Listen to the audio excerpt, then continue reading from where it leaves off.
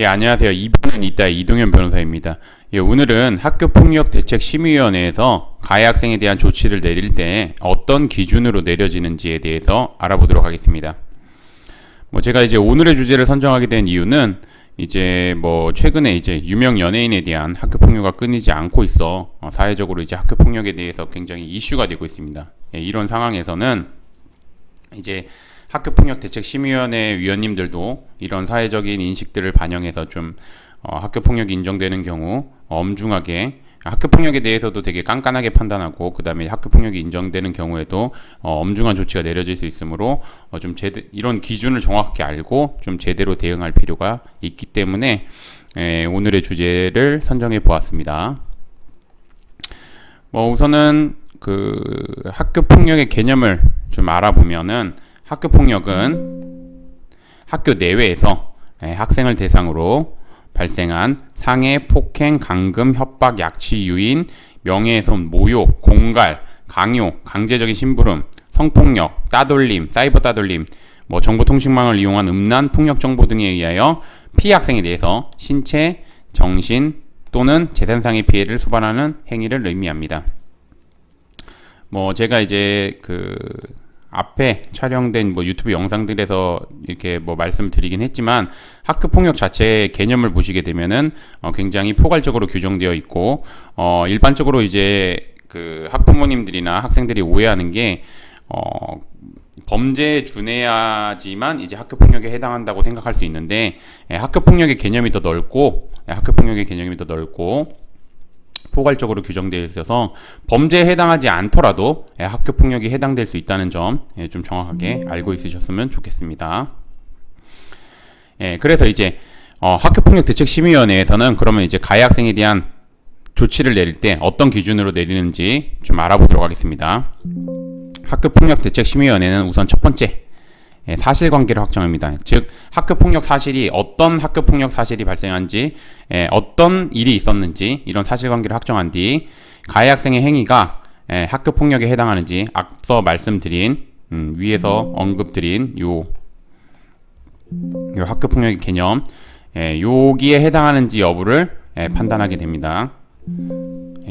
판단하게 되고, 그 다음 학교폭력에 해당한다고 판단이 되면 학교폭력의 심각성, 지속성, 고의성, 가해 학생의 반성 정도, 화해 정도를 0점에서 4점 정도로 판정한 다음에 이를 합산해서 1점에서 3점인 경우에는 피해 학생에 대한 서면 사과, 4점에서 6점인 경우에는 학교에서 봉사, 그 다음에 7점에서 9점인 경우는 사회봉사, 10점에서 12점인 경우 출석 정지, 13점에서 15점인 경우 학급 교체, 16점에서 20점인 경우에는 전학 또는 퇴학 조치를 내리게 됩니다.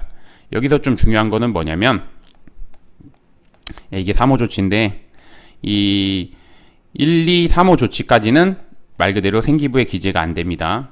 첫 학폭인 경우, 그러니까 처음으로 이루어진 학폭인 경우에는 생기부에 기재가 안 되고, 여기 4호 조치, 여기서부터는 생기부에 기재가 된다는 점 알고 있으시면 좋을 것 같습니다.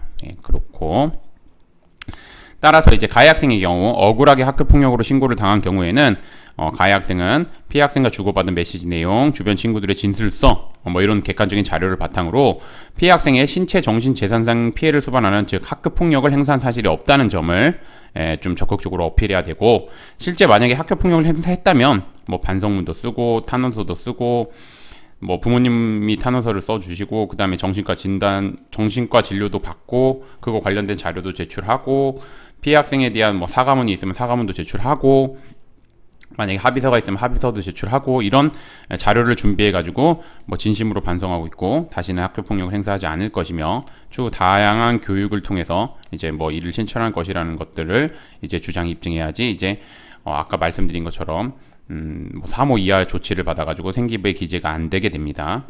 이렇게 알고 있으시면 되고,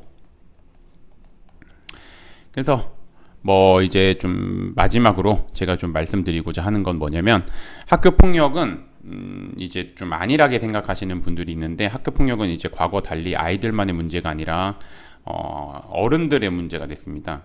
보통 학교폭력으로 다툼이 일어나는 경우 어른들 싸움이 되는 경우가 많고, 그렇기 때문에 법적인 문제가 들어가고, 이 경우에 이제 대응을 제대로 안 하면은 오히려 말 그대로 우리 아이 자녀분께서 피해를 입는 경우가 발생할 수 있습니다. 그렇기 때문에 좀 초기부터 좀 적극적으로 대응할 필요가 있습니다. 초기에 적극적으로 대응할 필요가 있으니